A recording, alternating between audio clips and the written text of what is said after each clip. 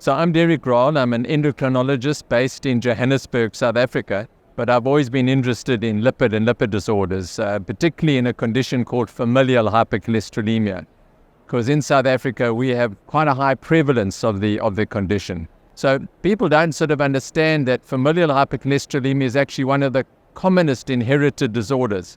It affects about 1 in every 300 people worldwide, so there's about 30 million people affected with familial hypercholesterolemia.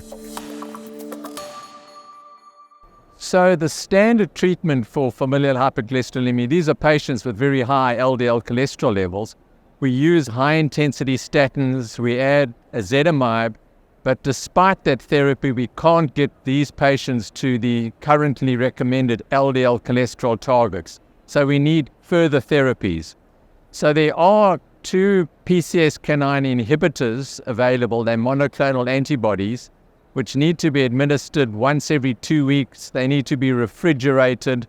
So I presented results of a study with a new, it's not a monoclonal antibody, it's actually a small fusion protein. So it's called a monobody.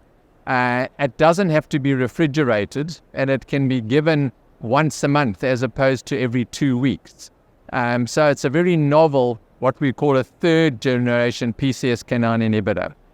So in the Liberate open label extension study, we looked at patients that clinically or on genetically had familial hypercholesterolemia.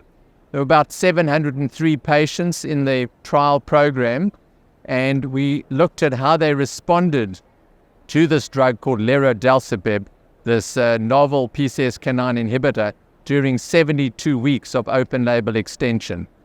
And we found that the therapy reduced the LDL cholesterol a further 50%, which allowed the vast majority of these patients to achieve the new LDL target. So 80% had a 50% or greater reduction in LDL cholesterol, and about 70% of these difficult to treat patients achieve the currently recommended LDL cholesterol targets. Well, first of all, I think FH is an asymptomatic condition, and it's often forgotten about. So in any patient who presents with a premature myocardial infarction, a stroke, you need to take a family history and think about this condition, because it's most important to treat early and to treat aggressively in terms of reducing their risk. The average age of onset of heart attack in a male with FH is actually 41. It's about 10 years later in females.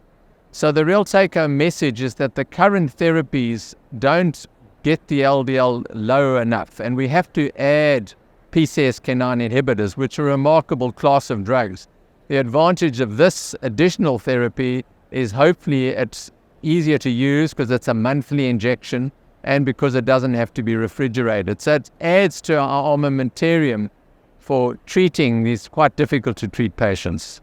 So we've now got to the end of the phase 3 studies, looking at patients with familial hypercholesterolemia with established atherosclerotic cardiovascular disease or high risk.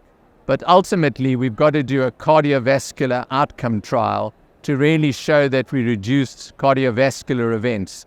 So that's planned for next year. Hopefully the cardiovascular outcome study will start in the new year.